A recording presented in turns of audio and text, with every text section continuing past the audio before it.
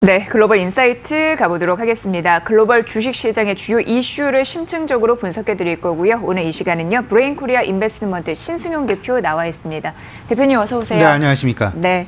신종 코로나 바이러스 매일같이 얘기하고 있는데 네네. 사실상 우리가 처음 겪는 일입니다. 그렇기 때문에 우왕좌왕할 수밖에 없고 시장에서도 돌발 악재로 이제 생각할 수밖에 없는데 어찌됐건 간밤 같은 경우에는요, 이 치료 제한 기대감으로 오르긴 했습니다만 우려가 완전히 가시진 않은 상황입니다. 확산되고 있는 것도 맞고요. 증시 주변 환경에 대해서는 어떤 시각이십니까? 네, 이렇게 좀 생각을 하셔야 되겠죠.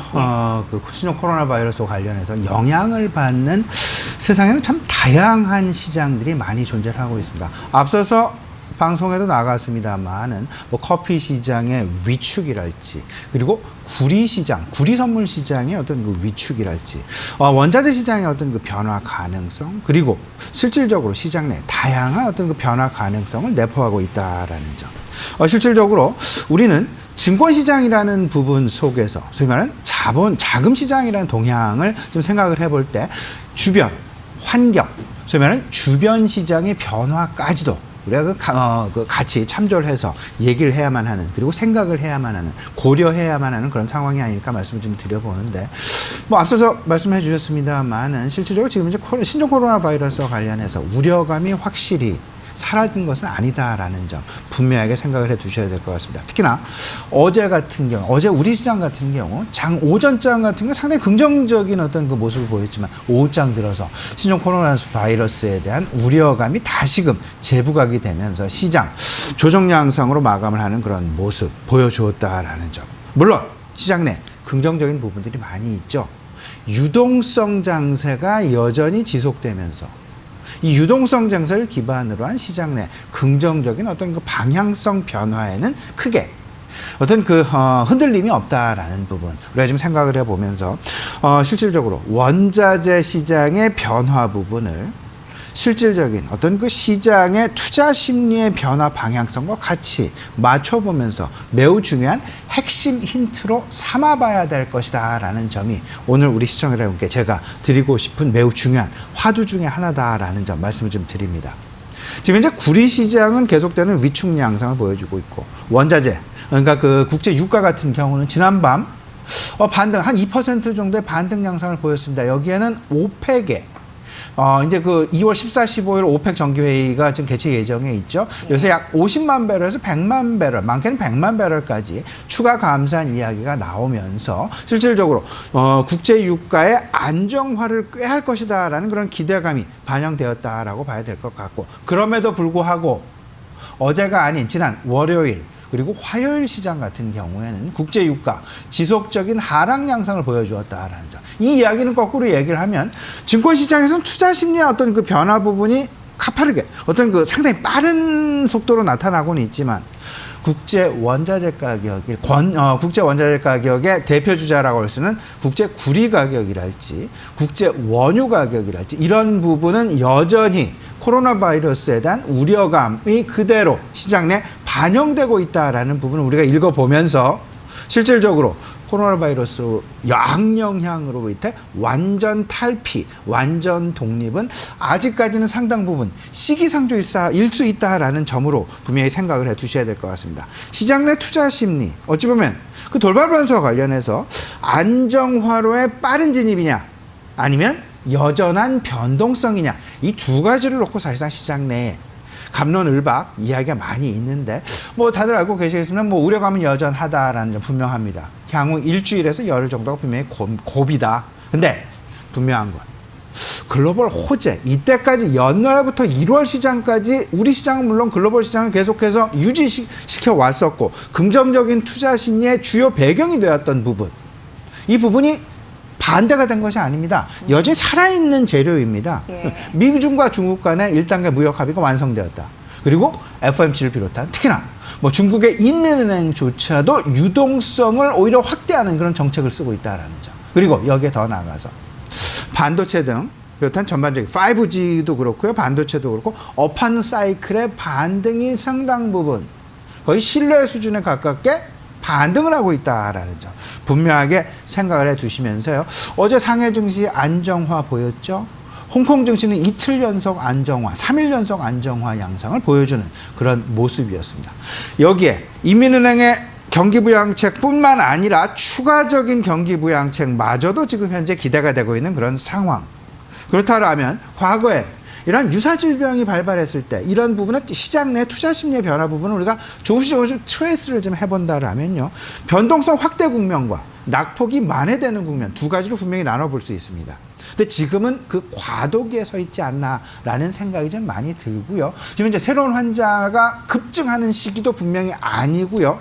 환자 발생 속도가 급격하게 줄어드는 시기도 아닌 상당히 애매모호한 시점이다라는 점. 그렇기 때문에 확실한 안심 이런 부분을 보하기보다는 주변 시장의 움직임을 놓고 우리 시장 의료의 투자 심리의 변화 가능성의 핵심 힌트로 삼아야 되겠다라는 점 분명하게 생각을 해 두셔야 될 것 같습니다. 근데 우리가 이 부분이죠. 결국은 우한 폐렴, 그러니까 신종 코로나 바이러스와 관련해서 실질적으로 시장 내에 안정기의 진입을 빠른 속도로 하게 된다라면 과연 우리는 어떤 투자 전략을 활용을 해야 될까? 저는 안정기와 변동성 사이에서 두 가지 투자 전략을 좀 준비해 봐야 될 것이다 라는 부분 말씀을 좀 드립니다. 첫 번째가 중국 소비 관련주가 될 것 같습니다. 그 두 번째가 낙폭이 크게 확대가 되었던 IT 관련주가 될 것 같은데요. 중국 소비 관련주. 이번 신종 코로나 바이러스 때문에 그 급격하게 좀 어떤 그 기대감이 상쇄되어지는 그런 모습. 하지만 여전히 시장 내에는 한한령의 완전 해제 기대감이 유효하다라는 점. 그렇기 때문에 제한적인 관점으로 일단 다소간 확실히 풀린 것은 아니니까요. 관망 계속해서 우리가 어떤 그 투자 포트폴리오에 그 관심 대상 리스트에 넣어놓고 움직임을 재빠르게 우리가 계속해서 좀 트레이스 해보자라는 말씀 드려보고 낙폭과대주는 이렇습니다. IT 중심의 낙폭과대주.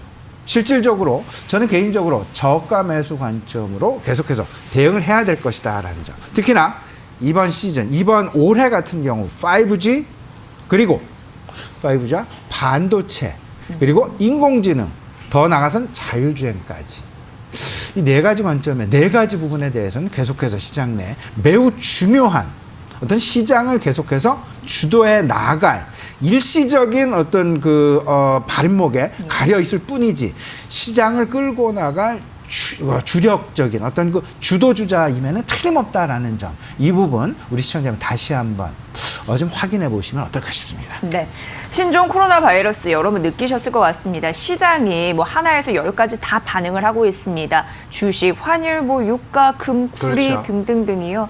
이 부분 좀 보셔야 될 것 같고 결과적으로 안정기냐 변동성 국면이냐 이쪽에서 네네. 생각해 보시면서 말씀해 주신 대로 중국 소비주 그리고 낙폭 과대주 이 전략까지 꼼꼼하게 살펴주셨거든요. 참고해 보시면 될 것 같습니다.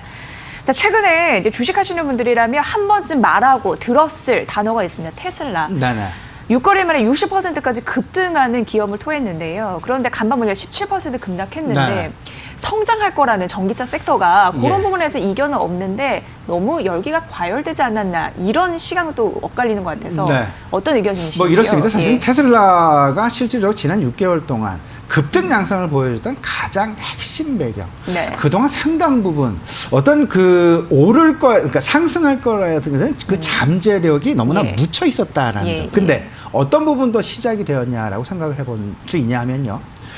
지난 3분기부터 흑자 전환에 성공했다라는 점. 근데 여기에 소위 말하는 주마가편을 한 그런 이슈가 또 하나가 있었습니다. 바로 4분기에도 흑자를 발표하면서 2분기 연속 흑자의 실적을 발표했다라는 점.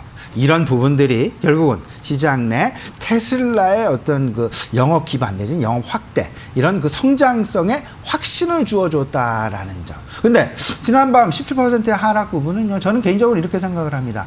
당연히 팔 수밖에 없는 어떤 그 차익 실현의 시기에 도래할 수밖에 없는 그런 상황에 도달했다라는 점. 그럼에도 불구하고 연초 대비 뭐 75%의 상승을 보였고요. 지난 6월 3일이었죠. 178달러 대비해서 지금 현재의 주가는 무려 4배가 넘는 주가의 상승을 보여주고 있다라는 점. 네.